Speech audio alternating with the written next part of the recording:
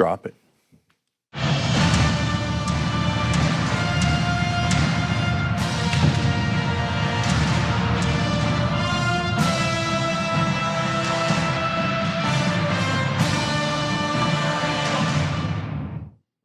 Power panel. Joe Sandberg, Cenk Uygur, John Iadarola. Good to have you, Joe. Good to be here. All right, amazing, fascinating show today. The president almost certainly committed a crime, and prosecutors know it, and it does not lead the show. I mean, we are so used. The president with an obvious, preposterous lie. Yeah. We won't even get to it until the second hour. Okay, provable lie. We're going to show it to you, him saying one thing and then him saying the other about an incredibly important topic. In fact, on the topic of his criminal prosecution. It's like the 8th story in the show, right? Like things are happening so quick, so fervently, and so important. Every one of these stories, including one that TYT Investigates broke about Mark Whitaker. So that's the guy who is now the acting attorney general. And they did a wonderful research into his background, and you're going to find out all about that as well. But with all that being said, I'm going to start with something super fun and goofy because I like to. I'm going to go with the poll, guys. TYT.com/poll, and there's a very specific reason why. Bernie Sanders is later in the program as well. An incredible smear against him. Do not miss that. That is amazing, and that is of course by other Democrats in the media. Unsurprising. So we've been asking you guys which of these different designs, all from our fans, that you like the most, so that we can make a T-shirt out of it. Okay, and oh, that's hard. It is really hard. Oh. In fact, you guys think it's hard. No, the Bernie one. Because I don't know. Space Invaders came out guns blazing, or whatever it is that you do on space. Laser blazing. Anyway, but now in first place is We Can Do It with Anna. Nice. Hold. And Bernie One Kenobi. They are tied at 405 votes apiece. Wow. But we will not do a recount. Okay, I'm kidding. that as much as I got annoyed by the tick tick tick tick. That's a really good design for it. Yeah, and so that is trailing. That's in third place. Space Invaders just fall into fourth place. Anyway, TYT.com/poll.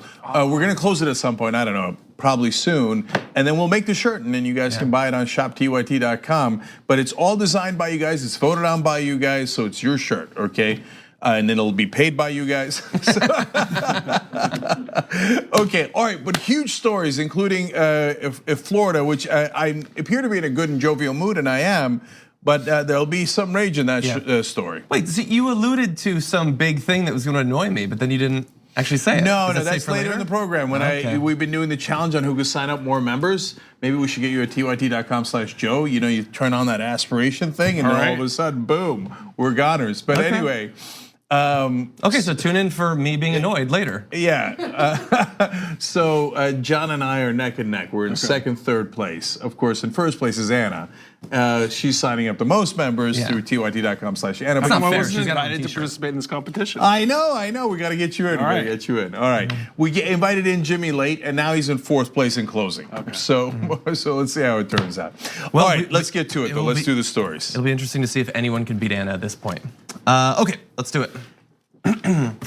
Right now, some of the most high-profile races in this midterm season are still up in the air, with ballots being counted and, in many cases, recounts basically assured at this point.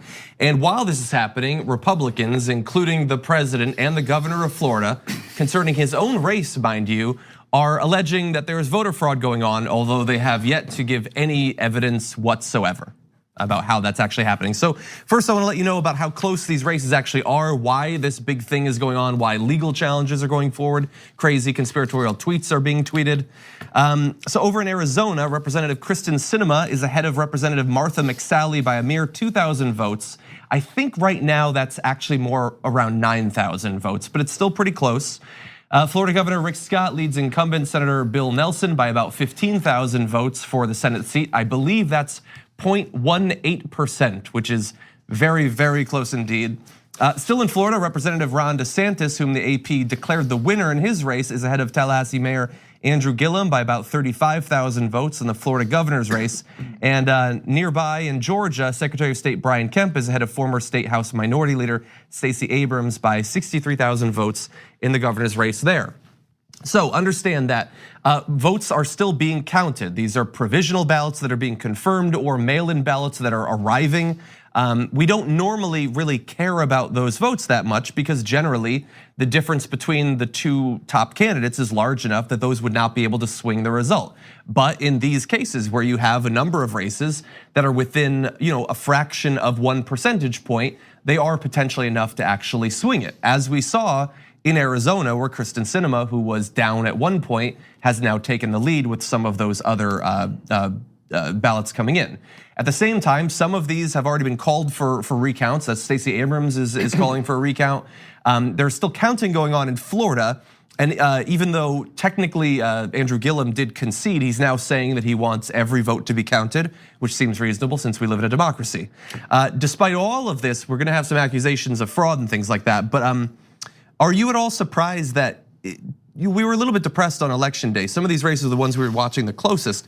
And in pretty much every case since the election day, further developments have been beneficial to the Democrats, whether it's flipped a district or just brought it closer. Yeah, and no, I was surprised by one, just because of the size of it, which was Connecticut. I thought Ned Lamont had already lost, and it turns out he came back and won. And so, but you guys have to understand something that we emphasize on every election night, so it's not like we're doing it now because of this story, that when people are coming from behind, they're not actually coming from behind. Exactly. It's the counting that's coming from behind. They all voted at the same time, right? So now, I give you a perfect case in Florida. So that's the one that's the most contentious. Now they've, Trump, of course, has a wild conspiracy theory about it, which we'll get to in a second. But they say, well, this is so crazy. Most of the votes coming in from Broward County, which is the latest in counting, are almost all coming in for the Democrats, Gillum and Bill Nelson. Well, that's true. The Gillum is getting 68% of the vote in Broward County, and Nelson's getting 69.1% of the vote in Broward County. You know why? Because Broward County is really Democratic. Other parts of Florida are more Republican, but Broward County is heavily Democratic. So does that percentage match up with previous elections? That's an important question. If in other elections, Broward County comes in at 50% Democratic, and all of a sudden here they're coming in at 68 and 69, you go, whoa, wait a minute, that's a problem, okay? That's where are they getting these votes? Why is that so out of sync? So let's look at previous elections. Oh, look at that. In Broward County, in the presidential vote in 2012, 67% Democratic. Then in 2016, 66% Democratic, right along similar lines. And in the last governor's race in 2014, 68% Democratic, exactly where they have it right now. So coming in at 68, 69% in favor of Gillum and Nelson is exactly where you would expect Broward County to be in. So it's just a matter of when they count. It isn't like, all the vote, most of the votes coming, 7 out of 10 of the votes coming in are Democratic. Yeah, that's because it's Broward County. If it was a Republican county, 7 out of 10 votes would come in favor of the Republicans. I didn't expect that live on the show you would prove that Democrats have been cheating in multiple elections going back many years.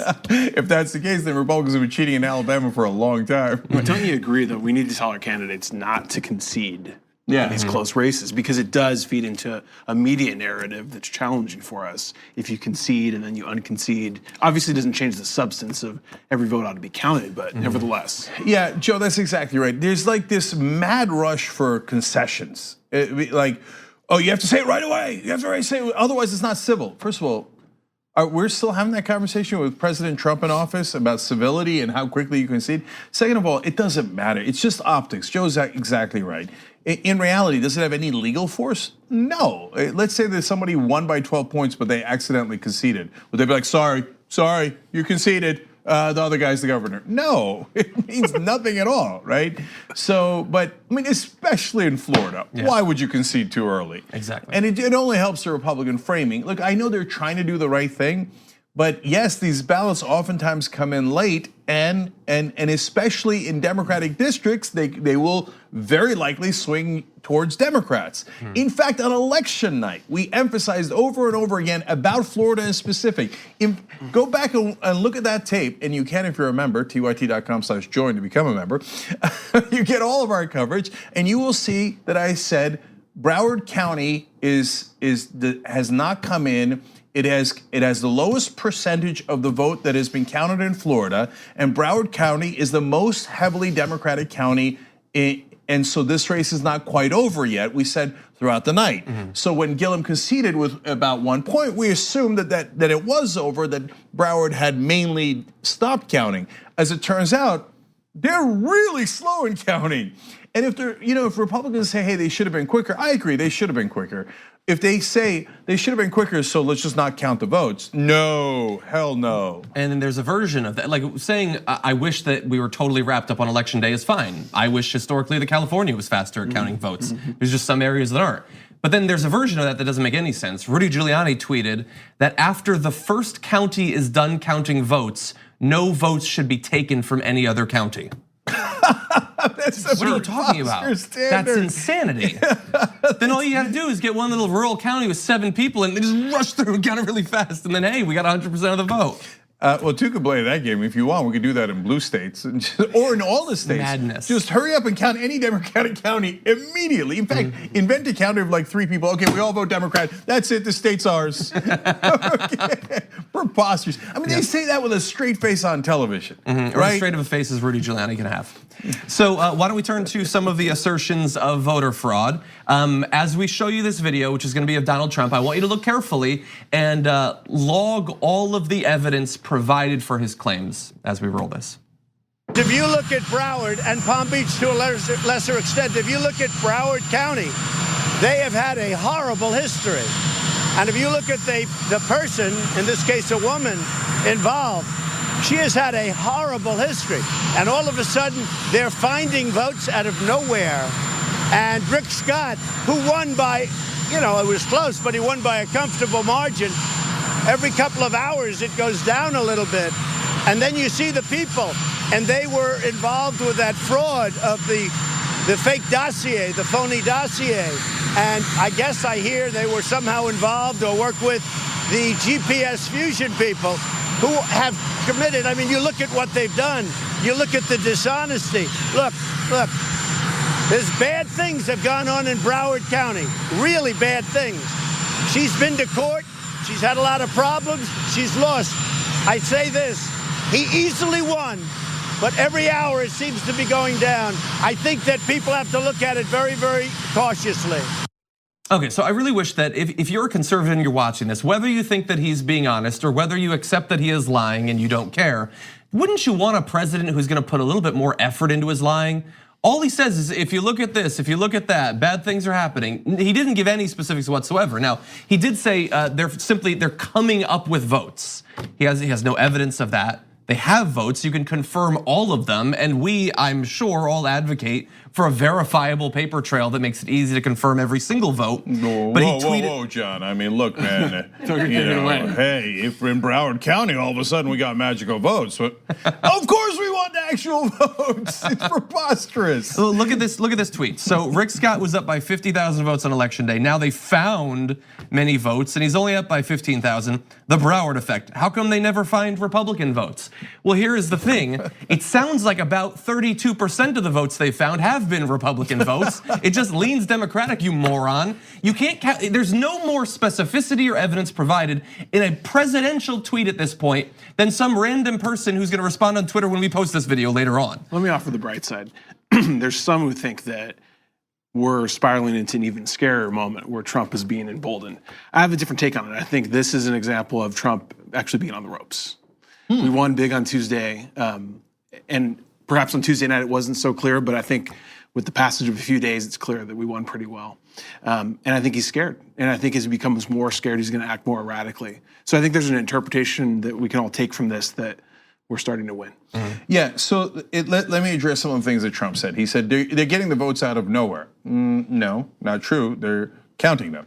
And he's like, they found the votes. No, they didn't find the votes. They're counting them. The votes were there the whole time. Now, to be fair, and look, we're not like the other guys. We don't make up stuff, and we actually care about what's right and reasonable and legal, right? So a judge just ruled in Florida, this is breaking news, that Broward County has to explain how many people voted, right, and how many they have counted by Friday at 7 p.m. Eastern. That is, I think that's a perfectly reasonable ruling by the judge. I don't know if the judge is Republican or Democrat or appointed by Republicans or Democrats. I don't care. Appointed by Jeb Bush. Okay, that's okay. No problem at all. Okay, so Friday 7 p.m. when they voted on Tuesday, that's a long time. It's fair to say, hey, listen, we need to verify. We need a little bit of transparency here, or we need a lot of transparency. How many people voted? Now, if it was a Republican county, I would want to know how many people voted. And if they were holding the votes, if Chris Kobach was holding the votes and was like, I'm not gonna tell you, I'd be like, what, right? So no, they gotta let people know how many people voted and when are you gonna stop, when are you gonna finish the count? Those are reasonable questions. What is not reasonable is saying, they're just coming out of nowhere, the votes, they're popping up, right? And they're cheating. Wait a minute, Rick Scott is saying that there's fraud. Okay, then they asked him, logical next question, reporters asked, oh, that's amazing. What's your evidence? He's like, oh, I don't have any, but I don't know, they're taking a long time to count. No, that's not a thing. Get ready, he's gonna make less and less and less sense as we put him more and more on the ropes. Well, and the thing is, I mean, in this area, I would love, like we didn't have a Secretary of State running in, controlling the election he's running in, but Rick Scott is deciding that, hey, I'm the governor, I can get involved if I want. I can send people down there. There's reports that Ron DeSantis is sending people as well. That's fine as long as they're not sending, thugs basically to intimidate the people into not counting the vote anymore. But theoretically, Donald Trump, he's a guy who admires dictators all around the world. Could he take a more direct hand if some of these races don't go his way? I don't know, but on Twitter, he did tweet this today. Just out in Arizona, signatures don't match. Electoral corruption, call for a new election? We must protect our democracy. So Kristen Sinema looks like she's gonna win at this point. So maybe to protect democracy, he needs to invalidate the results of an election.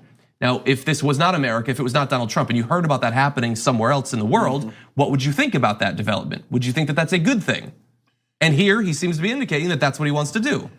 Wait, would you like to do a new election in Arizona, Florida, and Georgia? Oh, you wouldn't like to do a new election in the places that you claim you won. Interesting how that works. So it's of course preposterous, but there's one more important thing here. And what if we did a revote of 2016 right now? Yeah, why not? I mean, look, Can we do 2000? Hey, Trump said there was voter fraud in 2016. He said there were 3 to 5 million illegal votes. I mean, that is unbelievable. That's way more than even the absurd allegations in Arizona or otherwise. Maybe we should redo 2016. It's not my standard, it's the Trump standard. Let's do the primaries too, though. Yeah. Okay, so now look, to both John's point about how little homework he does and to Joe's point about how frazzled he is, he's trying to connect the Democratic Senate candidate, Bill Nelson's lawyer, Mark Elias, to Fusion GPS, who did the dossier. Now, are they really connected? No, Elias represented Hillary Clinton. So he's saying, since that lawyer represented Hillary Clinton, who commissioned the Fusion GPS thing, I'm gonna bring up the dossier out of nowhere and somehow connected to this case. That's a dossier that says terrible things about Donald Trump. If there was a dossier like that on me, I think I'd know the people who commissioned it. Instead, he's like GPS Fusion. That's not the name. Like, that's amazing. I mean, don't you care like that he's not mentally competent. Okay, I mean, if it was just one slip up, you say, oh, it's no big deal. People slip up all the time, I slip up all the time. But no, he doesn't do any homework, he doesn't do any preparation. And the GPS Fusion people are there. They're not there, they're not connected to this at all, and it's Fusion GPS. Well, super fast, you also don't know for sure that he's not lying. He was asked this morning about comments made by Michelle Obama. Said, I'm not familiar with it. So the reporter explained a little bit. He started to answer, and then he brought up something else Michelle Obama had said. He said he wasn't aware of it, but he was lying about it. Yeah, of course. So last thing here, and this is the most important and serious part.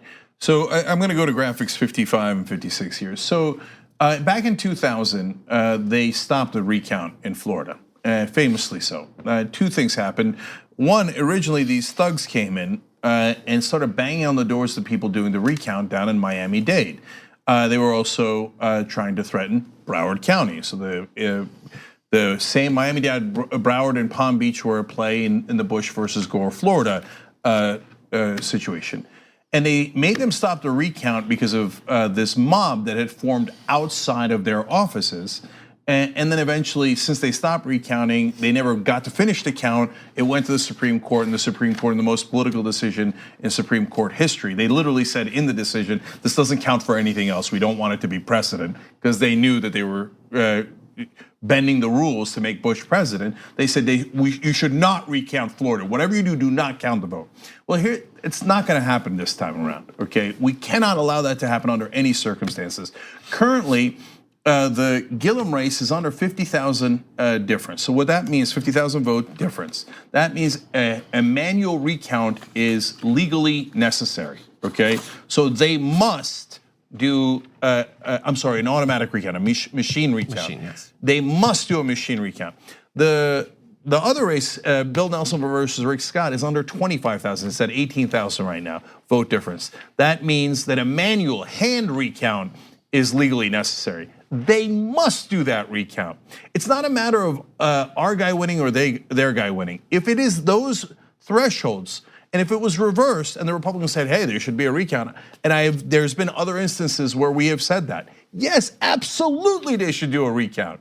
So we're not gonna let him get away with it again. Here, let me show you the picture, 55 here, of these folks that went down there and formed a mob to intimidate the people counting in Miami-Dade, and it worked. They stopped counting because of this mob. And then here's a famous picture of this same guys, the next picture, where journalists figured out who they were. And they were all GOP, turns out, not real people, not concerned citizens as they claimed. They were GOP lobbyists, consultants, staffers. It was a fake mob. And it was sent by the Republican Party to intimidate people into not counting the vote. That's not gonna happen this time. So if they start these shenanigans and they say, even though legally we must recount, we're not going to. Well, we can send people too. And we're not gonna be a mob, and we're not gonna do anything physical. But I mean, how many people do we need? Do we need thousands? Do we need millions? But we will show up if they do something outrageous and say that they are not going to count the vote. There will be hell to pay. That you should shake the rafters, okay? Not physical, we're not the right wing, we're not violent, but as many human beings as possible, surrounding as many buildings as possible, to say you will count that vote under any and all circumstances. Not recounting it is not acceptable under any circumstance. So I think I'm clear about that. Let's go. Well, right now though, there's nowhere to go because no one has said that they're not going to recount. Yeah, but it's pretty far. We should start. It's like thousands. We need to talk about a relatively new show called the Republic, or UNFTR. As a Young Turks fan, you already know that the government, the media, and corporations are constantly peddling lies that serve the interests of the rich and powerful.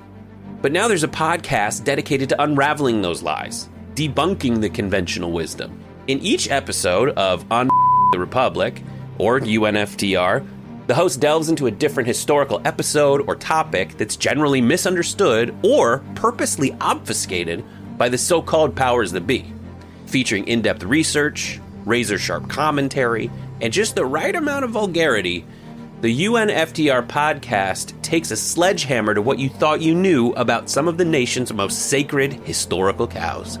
But don't just take my word for it. The New York Times described UNFTR as consistently compelling and educational, aiming to challenge conventional wisdom and upend the historical narratives that were taught in school. For as the great philosopher Yoda once put it, you must unlearn what you have learned. And that's true whether you're in Jedi training or you're uprooting and exposing all the propaganda and disinformation you've been fed over the course of your lifetime. So search for UNFTR in your podcast app today and get ready to get informed, angered, and entertained all at the same time.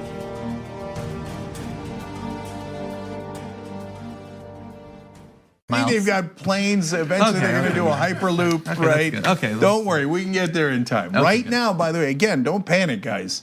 The process continues. It's fine. The judge ordered that they speed up a little bit. That's fine.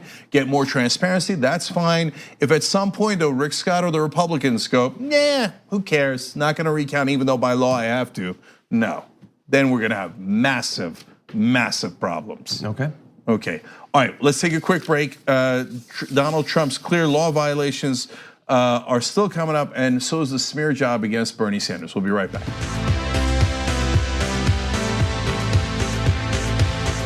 All right, back on the Young Turks. Dan from Wisconsin wrote a long piece in the member section explaining why he became a member under tyt.com/John, so I'm not reading it. No, in all seriousness, guys, try to keep it a little smaller because reading really long ones are hard. It's just hard when you're talking about, me. Yeah. Like, how do you can't do it in 10 words? Come on. Okay. Send in more. tyt.com/John. Okay, so in the competition of signing up members through our names, I had a lead for a long time and against John, but Anna had been leading all throughout. She's still leading all throughout. We haven't closed much on her. Has she gained a lot since? Jimmy's gained more on us than we've gained on her. Let's put it that way. And Hassan's now coming up. But all of a sudden, we've got a new second place person. Here comes John Idarola. Okay. Wait. I got second? You're in second, 135 to 120. I didn't prepare anything. I didn't know this was gonna happen. 138 to 123. So being a Democrat, I will now concede. No, I'm kidding. No premature concessions for me. I demand a recount. That's a it is pretty within big the margin of error. I want a hand recount. No, stop it. You can only count things from, I'm gonna say Connecticut and Texas, places I've lived. All right, tyt.com/jank to join up. Okay, and Anna's at 7,000. This is an unacceptable state of affairs. Okay, losing to Anna is one thing. Losing to this guy, Keep it up. Okay, it's my theory is that Jank is hard to spell. All right, already making excuses. You see this? Okay, when Joe gets into the race, Joe is very easy to spell. We're going to be in trouble. Okay. Or we can do a write-in campaign if anyone wants to write in my name. All right. By the way, when you sign up, you get all 18 of our shows, and members get a lot of other privileges. Behind the scenes during Election Day was amazing. Please check that out if you're a member. Okay, Cheryl writes in, apparently Trump doesn't understand the election process and mail ballots are arriving late. Epic fail, while I'm willing to bet that 2016 was the first time he ever voted. I remember the video of him copying Melania's ballot. That's right, I forgot about that. Remember he's like, there's some chance he doesn't know how to vote. It's unbelievable. All right, one more here. Tickety Boo writes in on YouTube super chat. Watching this from afar, it's admirable that you keep your sanity with this presidential buffoon. Well, we keep our sanity from time to time. You should see us off camera. No. Okay, well, you can if you're a member. That's true. /John. Right in Joe. It's not a thing. So we, on the postgame last night, Anna and I talked about how we keep our sanity, and we talked about her Hawaiian vacation a little bit too as well. All right, anyways, we got to go. What's the next story, John? Okay, I apologize. You're probably not going to find this story to be interesting. Oh, okay. Yeah. Bernie Sanders is being attacked for comments that he made during an interview with the Daily Beast, where he spoke at length about his belief that racism might have changed the results of major elections in Florida and Georgia. But there's one line in particular that people have an issue with, and oddly enough, that's the one popping up in all the headlines. So let's see if we bring up this first one. I think that's the Huffington Post. Bernie Sanders says not all voters who feel, quote, uncomfortable with black candidates are racist. And then I think this might be the Daily Beast. We'll bring up this next one. You're gonna see Bernie Sanders on Andrew Gillum and Stacey Abrams. Many whites made uncomfortable voting for black candidates. So look, he did say something like that, and he said a lot more. Here is an excerpt from the actual interview. How difficult is it to be in that position when you have a midterm campaign led from the administration that is so heavily race-oriented and, you know, why don't we use the right word, not use the phrase race-oriented? Why don't we say racist? How's that? Right. How difficult is it then? Is that what ended up with these margins? I think so. I think that I was involved in the Gillum campaign. I think it was a brilliant campaign. I think he's a fantastic politician in the best sense of the word. I think he ran a great campaign, and he had to take on some of the most blatant and ugly racism that we have seen in many, many years. And yet he came within a whisker of winning. And I think, there are a lot of white folks out there who are not necessarily racist, who felt uncomfortable for the first time in their lives about, whether or not they wanted to vote for an African American. I think next time around, by the way, it will be a lot easier for them to do that. So there at the end, you saw the line that every one of the headlines is focusing on. So now that's taken a life of its own, people in the media criticizing him. How dare you say that it wasn't racist, except for the fact that you just heard the video. That was the original interview. That was not later. The original interview, he said, when the guy said racial, he said, no, why don't we say that it's racist? And when asked if this is the thing that might have changed the margins, he said, yes, this is what may have made the difference. Yeah, and so he made the unforgivable transgression of being nuanced and said maybe we could win over some of those people who voted on those grounds at some later date because they're starting to vote for or considering to vote for African Americans for the first time. Now, unfortunately, like they're a little late. Let's go. But that's exactly what Bernie's saying. We said on the night of the election, look, Florida and Georgia in particular were clear. And I explained many other races where the Republican did not say anything racist. And so when they win, those are on other grounds. It might be on economic grounds, and it might even be on racial grounds, but they didn't say anything racist. You can't say it if it's not. But in those two races, DeSantis said the voters should not monkey up this election. A clear reference to Gillum.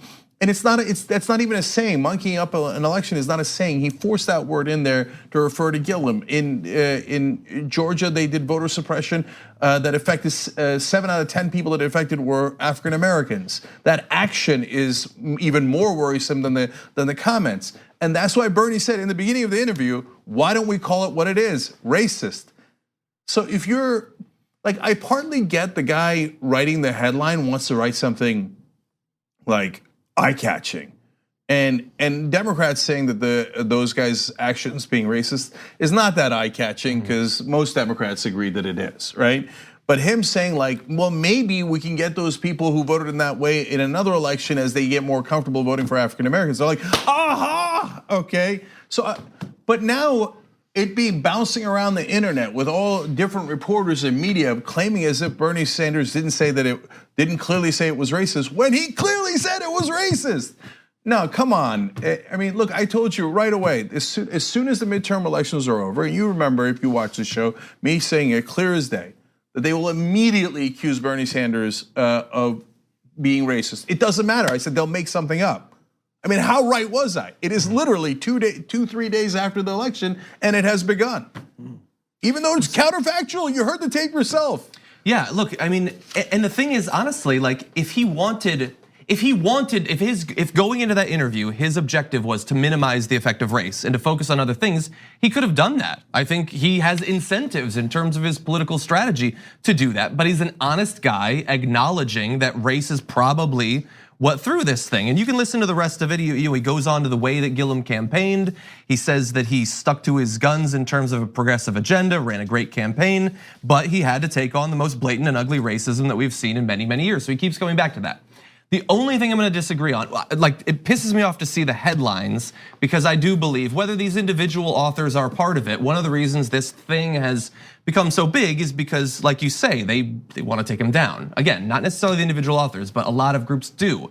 But I will say, in speaking with a number of people who are not a part of any of this, African American people that I know, they don't like that statement. And so I would, in the future, I would say it differently. He's being diplomatic to try to win those people over, but a lot of people that I've talked to think that that is a racist thing to do. If you go into a voting booth and you don't want to vote for someone because of their race, they think that that is racist. And so I would word it differently. I get in the context of what he is saying that he is definitely focusing on the fact that all of this is racist, but I would word it more carefully in the future. Well, I think that two things can coexist. First of all, anyone who doesn't vote for someone because of the color of their skin is racist. In addition, to build the kind of country I hope we can build, we need to change the hearts of people who are currently racist. And it seems like that was the nuanced point he was trying to attempt to make. But as you mentioned, John, we should be clear that if someone doesn't vote for someone because of the color of their skin, that's racist. And we still want to change those hearts over time, though. So let me say two more things about this. So I know exactly where Bernie's coming from. So I grew up in a Muslim family. I'm agnostic, right? But if somebody didn't vote, some white American didn't vote for someone because they were Muslim, is that bigoted? Well, by definition, it's bigoted, right? But do I give up on that person forever? No, there's tons of anti-Muslim propaganda in this country. And if they watch Fox News, they got brainwashed into that. Do I wish they hadn't? Of course. Is it bigoted? Currently, yes, absolutely. Do I think that we have a chance of reversing that propaganda and getting that person to understand that a Muslim American is also 100% American and that they are not any different than any other Homo sapien, right? Do I believe that we can begin to get people comfortable in voting for Muslims, blacks, women, etc.? Yes, I do. And I believe that's exactly what Bernie was saying. And it's not just my belief. Look, so the second point is, it's absolutely clear in that original interview, he said that it was racist in the beginning. Then he made the comment that's now theoretically controversial. And then at the end, John showed you that quote. I don't want to just breeze past it. In the same interview, at the end, he said, I think he ran a great campaign and he had to take on some of the most blatant and ugly racism that we have seen in many, many years. And yet he came within a whisker of winning.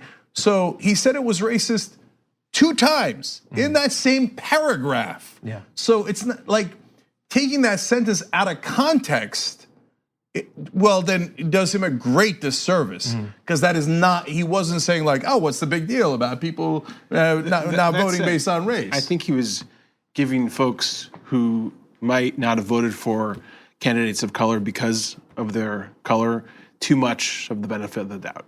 The fact is, if someone didn't vote for a candidate because of that person's skin color, that is racist. In addition, we shouldn't give up on trying to win over that person's heart in time, but we have to begin by honestly calling it what it is, which is racism. Well, in the example you gave, so you said, what if a person didn't vote for someone because they were Muslim? Is it bigoted? Well, yeah, it is. But you wouldn't want to message that way because you don't want to turn them off. But if somebody asked you specifically, is it bigoted? You'd be put in a tough situation because you don't want to say that it's not because you believe that it is, but you don't want to say that it is because you don't want to turn them off. So you get put in a tough position. I think we need to be honest about it, though, even if it perhaps frustrates the recipient of that message. Well, and I need think to call that racism. If you read his interview, I think it is incredibly clear, including in his follow-up, which he gave. He put something on Facebook almost immediately after the criticism started. He has since addressed it several times. Sanders' spokesman insists those remarks were taken out of context. Speaking to NPR, Sanders said any votes Gillum or Abrams lost over their race were entirely due to what he called racist campaigns run by their Republican opponents. He says specifically, there's no question that in Georgia and in Florida, racism has reared its ugly head. And you have candidates who ran against Gillum and ran against Stacey Abrams who were racist and were doing everything they could to try to play whites against blacks. And that is an outrage, and we have got to continue doing everything that we can to fight all forms of racism. Before, I was just acknowledging that, again, some of the people that I talk to, these are not people who work for the DNC. Some of them are non-political, some of them are Bernie supporters. They just say that specifically in terms of that messaging, just you'll come up with a different way to say it, which he did the next day.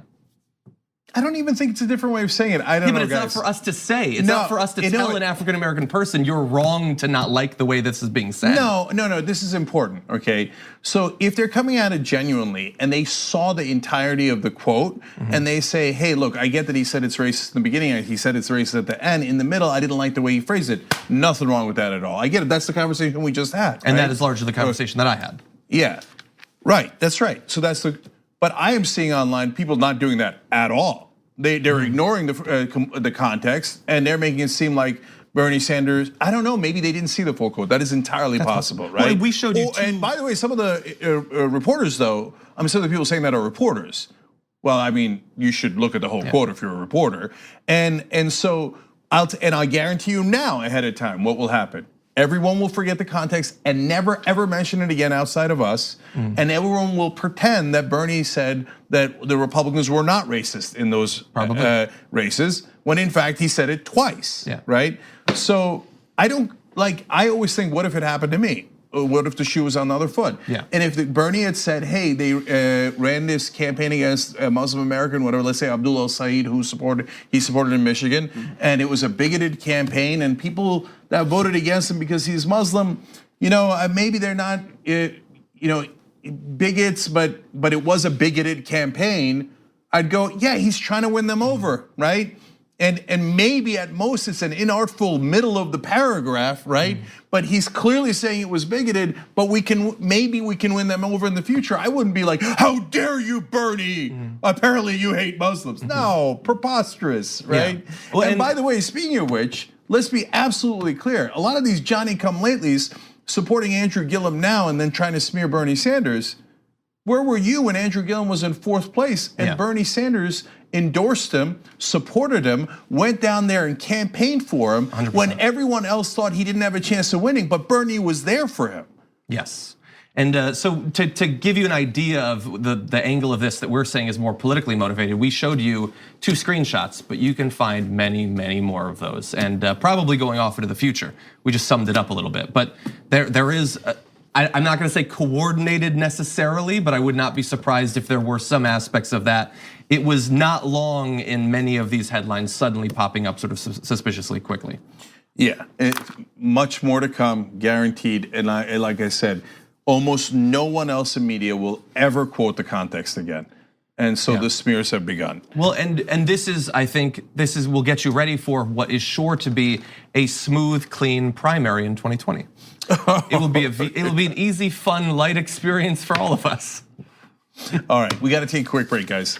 So we still, now the next story is the smear of Alexandria Ocasio-Cortez, but we have got to get to Donald Trump's clear violation of the law. I mean, look, impeachable offense is the 4th in the rundown. But anyway, we'll be right back with that. We hope you're enjoying this free clip from the Young Turks. If you want to get the whole show and more exclusive content while supporting independent media, become a member at tyt.com/join today. In the meantime, enjoy this free segment. All right, back on the Young Turks. Sir Townsend writes in, sadly, most people don't read past the headline and mainstream media knows that.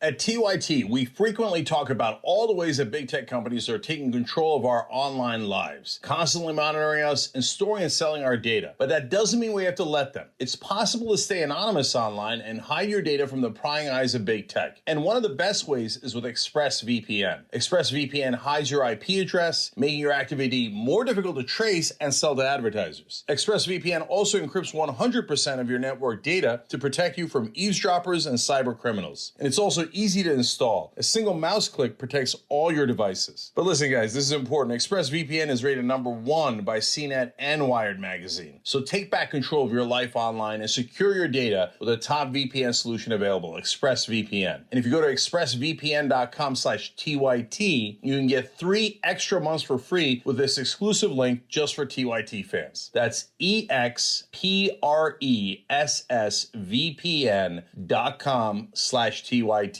Check it out today. Unsurprisingly, there was a lot of support for Bernie Sanders in the members section, and you can become a member by going to tyt.com/jank. Denise. That's sneaky. Yes. By the way, yesterday we did a TYT Classics that you're going to see tonight if you're a member. It was me, Dave, and Jesus playing Dave Kohler's America. It's a blast. That's an old game we used to play. It's a clip from 11 years ago, and then we replayed the game. You're gonna absolutely love that. They can see the old ones too, right, if they become a member? Right? Yeah, okay, yeah. So if you watch last week's, I think it is, me and Brett, we went over some old clips we did the first year I worked here, and I did, I think, the most cringeworthy, like I was shocked when I saw some of the stuff that I said in these early clips. So tyt.com/John. This guy. All right, Denise writes in, the word is inflammatory, Jank. The writers wanted to write something misleading and inflammatory and fair. And last one is Karen Shea says, yesterday when Jank said if a shooting hasn't happened near you, it will, my thoughts at the time were, no, not here, this is a safe city. Today schools were closed due to a threat.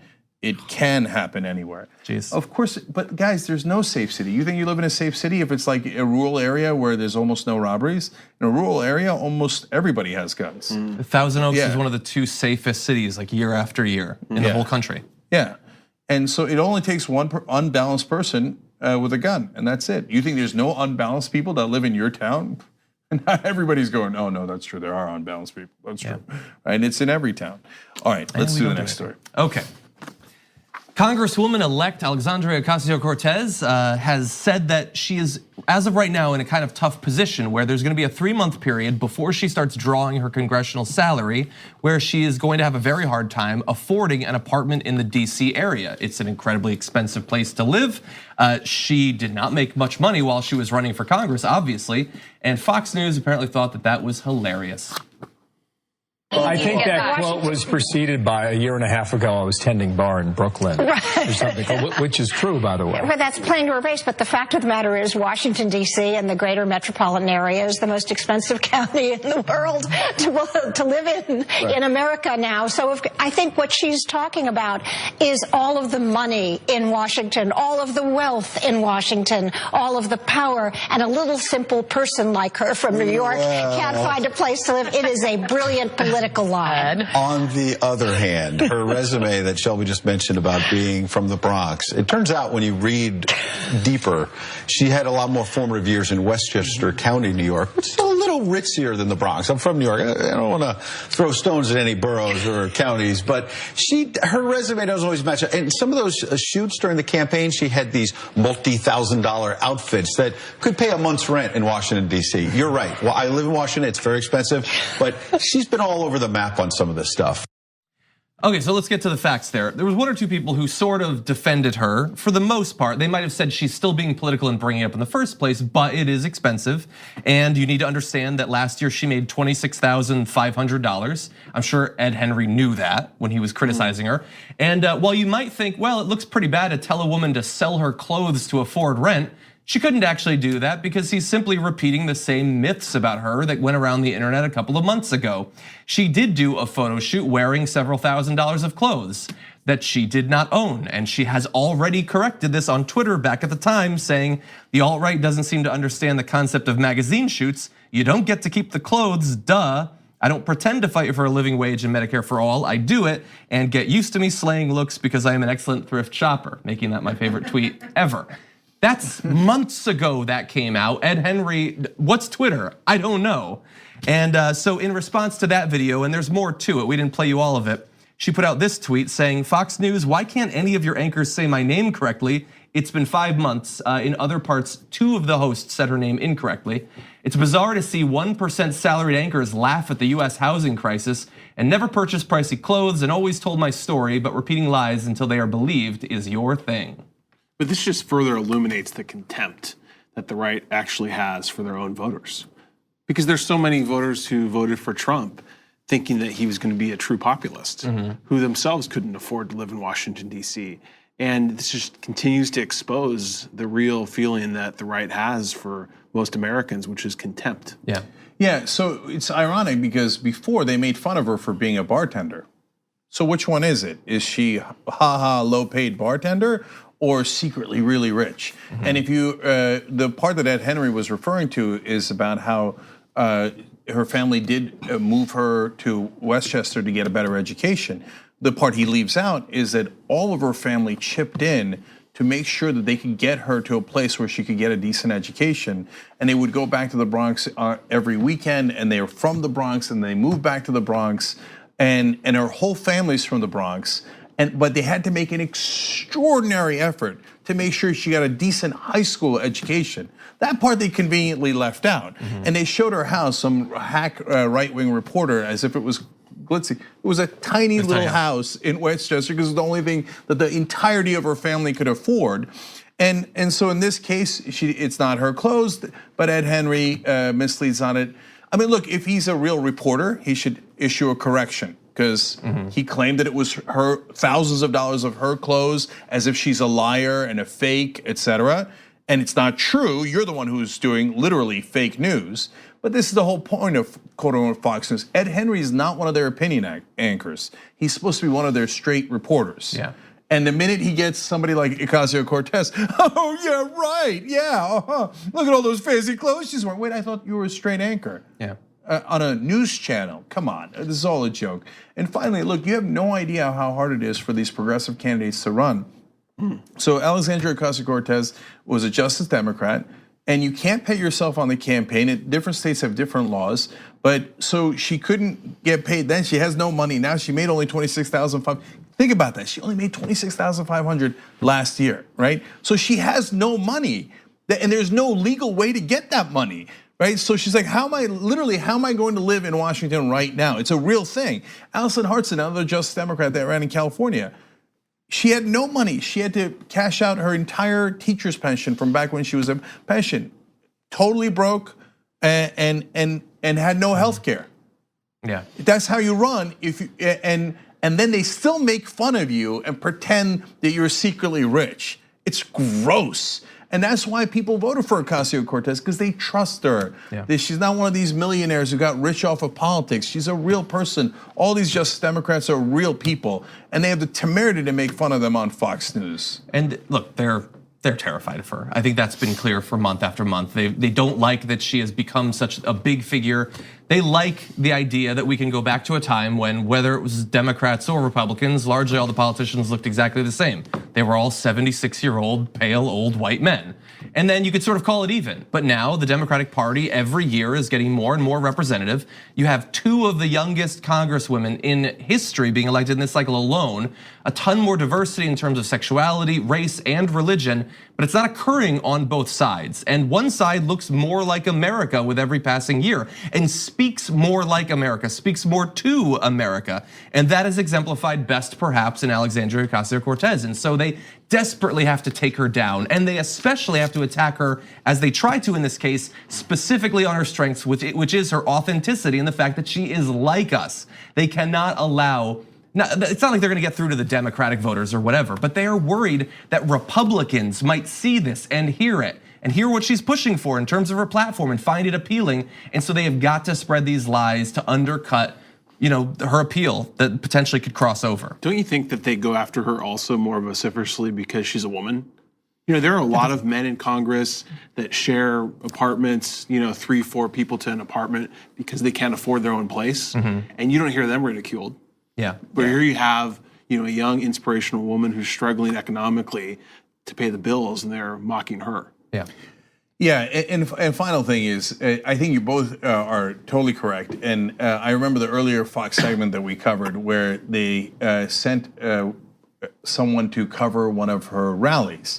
And the person came back and said she was afraid. And they're like, oh, why were you afraid? She's like, well, I was afraid that she was gonna convince me and convince other people because I need healthcare. And she was saying we were gonna do Medicare for all and get healthcare for everyone. Yeah, that's right. Be afraid. Okay, you wanna move on to some big news? Yes. Okay. Today, the Wall Street Journal reported that Donald Trump might have been a little bit more involved in those hush money payments to his mistresses than he has persistently said over the past year or so. The Wall Street Journal found that Mr. Trump was involved in or briefed on nearly every step of those agreements. He directed deals in phone calls and meetings with his self-described fixer, Michael Cohen, and others. The US Attorney's Office in Manhattan has gathered evidence of Mr. Trump's participation in the transactions as well. So it's not just the media, the people actually investigating him have documented evidence of him having lied about being involved in things that are theoretically campaign finance violations. And to give you an idea of what he has previously said, in an October 23rd interview with the Wall Street Journal, Mr. Trump declined to address whether he had ever discussed payments with Michael Cohen during the campaign. Trump said nobody cares about that. And he described Mr. Cohen as a public relations person who represented me on very small things. And maybe some of the women were short, I don't know. But that's what he always does. As soon as they flip, as soon as they go down, suddenly they're coffee boys. This guy really likes coffee, he was surrounded by them. Now we've got more information. Back when Michael Cohen pled guilty back in October to campaign finance violations, prosecutors filed a 22-page charging document asserting that Mr. Cohen's quote, coordinated with one or more members of that campaign, including through meetings and phone calls about the fact, nature, and timing of the payments. That unnamed campaign member or members referred to Mr. Trump, according to people familiar with the document. We suspected that at the time. It has now been confirmed that was with Donald Trump. And Michael Cohen has also described to prosecutors his discussions with Mr. Trump and a Trump Organization executive about how to pay Mrs. Clifford, that is Stormy Daniels, without leaving the candidate's fingerprints on the deal. Okay, so this is super important. Number one, he clearly did it, and the prosecutors have that information. I'm going to give you a little bit more details in a second. Number two, that's federal law that he broke, clear impeachable offense. So that leads to the question of what are they going to do about it? So, the House is not controlled by the Democrats, but they swear up and down they won't impeach him. What a bizarre claim that Pelosi says. Like, what, doesn't it depend? Like, if you said to me, I'm not going to impeach him based on the fact that I don't like him politically, I'd say, oh, good. I wouldn't want you to impeach him because you don't like him politically. That's not what impeachment's for. If you said to me, I'm not going to impeach him without seeing the evidence, oh, good, great. I don't want you to do it blindly. That's weird. What would you impeach him on, right? But if you say I won't impeach him even if he clearly violated the law, well, that's weird. And then of course, if the Democrats do that, what will the Senate do? Will they just say, no, it's okay, the president can break the law? He clearly broke the law here. So let me explain why I think that, and why the Wall Street Journal clearly proves it, and how this all started. All the string got unraveled. Remember, Michael Cohen's his fixer. He said he would take a bullet for him and then flipped on him. Why did he flip on him? David Pecker was a great friend of his, had been buying and spiking stories for Donald Trump since the 1990s. David Pecker flipped on him. Why did they flip? Because they got Cohen's documents. And in the documents, Cohen kept the record of Pecker, the guy from the National Enquirer, saying, hey, look, I'm gonna give $150,000 to McDougal to bury the story of how she had an affair with Donald Trump. You have to pay me that $150,000 back later. Later, they realized, oops, if we do that, that is clearly a federal crime because I'm giving an in-kind contribution over $2,700 to a candidate, and it's clearly for a political purpose because then Trump is going to pay me back. Yeah. In the McDougal contract, the National Enquirer pretended that it was for business reasons, that they were going to have her on the cover, that she was going to write columns. She wrote. They didn't ask her to write a single column, even though she wanted to. They never had her on the cover. It was always for a political reason. When they realized, oops, if Trump pays us back, it'll be obvious we did it for the election and not because we wanted her to be a writer, right? So then he said to Cohen, burn the documents, get rid of the documents, I'll just eat the $150,000. That's what David Pecker said. Except Cohen didn't burn the documents. So when investigators went into his house and his apartment, they found a clear document saying Trump will pay back Pecker for burying the mistress story after the election. Oops, federal crime. So Cohen is caught red-handed and he goes, yeah, we did it. They go to Pecker, they say, we got the documents, and Cohen said, you did it, and Pecker goes, yep, we did it. Those are two of Trump's top guys. Trump was named as an basically unindicted co-conspirator, an unnamed co-conspirator by federal authorities when they charged Michael Cohen, and he pled guilty to that federal crime. So now we know because of this new Wall Street Journal story for a fact, before it was clear, but now we know for a fact that it was Trump who coordinated the entire thing. In this story, he has personal meetings, phone calls, which Michael Cohen recorded, saying about how they're gonna pay Pecker back for the story. Clear violation of campaign finance laws. They have him on tape, they have the documents, and they have the two guys who flipped on him. It's over, he did it. There's no question about it. The only question that remains is, will they impeach or won't they impeach? You wanna bet? No, I don't. and let me also clarify this. This is also very important. In order for them to, if they went to trial, in order to convict Trump, they'd have to get two things to be clear. But that both the McDougal and the Stormy Daniels payments were about the election. Because John Edwards got away with a very similar thing, and he's a Democrat, because he said, no, I was paying them to cover up about my wife, not for the purpose of the election. So it wasn't an in-kind contribution because it wasn't about the election, it was because I was embarrassed for my wife, okay?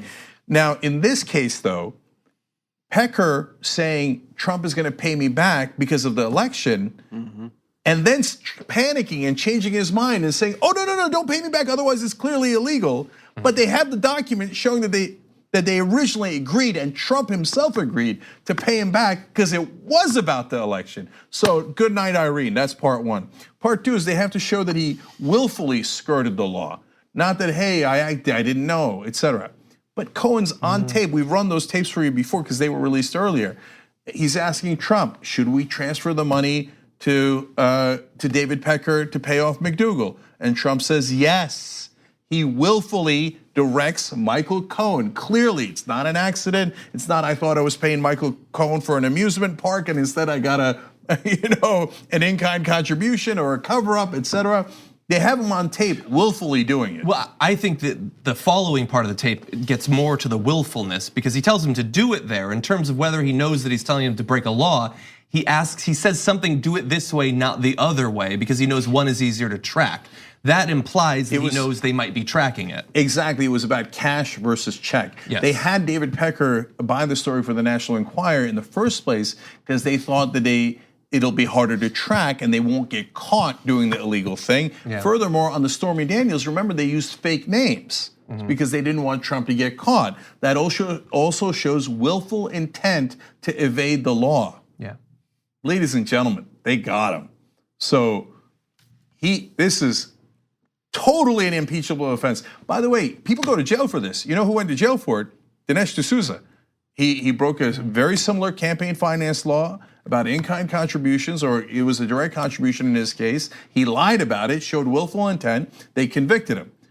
By the way, who's one of the people that Donald Trump pardoned? Dinesh D'Souza, because he knows he did the same thing.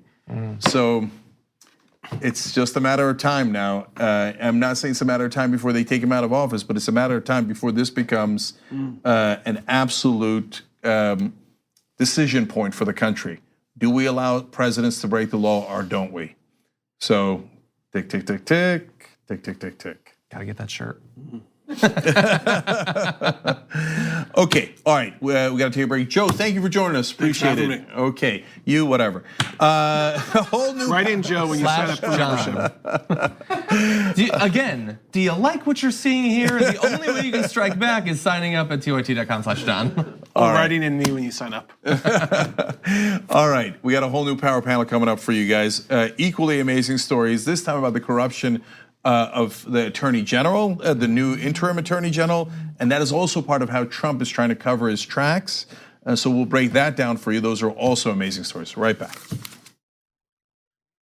Thanks for listening to the full episode of The Young Turks. Support our work, listen ad-free, access members-only bonus content, and more by subscribing to Apple Podcasts at apple.co/TYT. I'm your host, Cenk Uygur, and I'll see you soon.